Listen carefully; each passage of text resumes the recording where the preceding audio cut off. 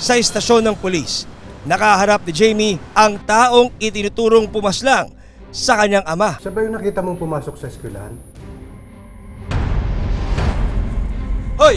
Trespassing ka! Opo, sir. Siya po yun. Siya po yung sinita ko, sir. Siya po yung nakita ko sa eskwelahan na pumasok. Punong-puno ng puot, galit, o ano-ano pong tumatakbo sa isip ko.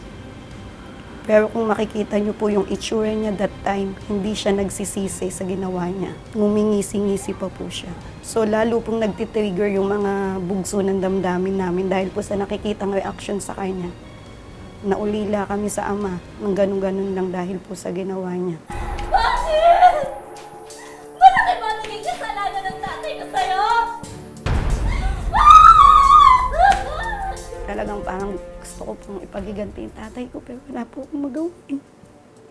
Kasi nalunos-lunos po yung sinapit ng pagkamatay ng papa ko. Sa panayam ng GMA Integrated News kay Christopher John Marqueda, Totoo ba na pinatay mo daw yung... Po, pinatay ko po. tahasan niyang inamin ang nagawang krimen. Pero ayon sa kanya, ipinaghiganti lang niya ang pamangkin na sinaktan umano ni Ricky 1 buwan na ang nakalilipas. Nakita ko po yung pamangkin ko mo, pauwi po siya ng bahay. Nagsabi sa amin, bukol daw siya. Tinulak daw siya ng doon, guardia sa school.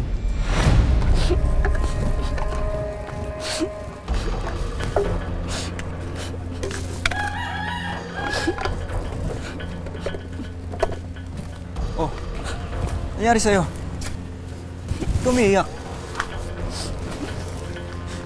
Wala naman po akong ginagawa. Nangunguha lang naman po ako ng kanakal tapos bigla po akong kinutusan. Tingin ako. Hinihingi niya lang daw po yung yung mga sibak pati kalakal. Tingin ako.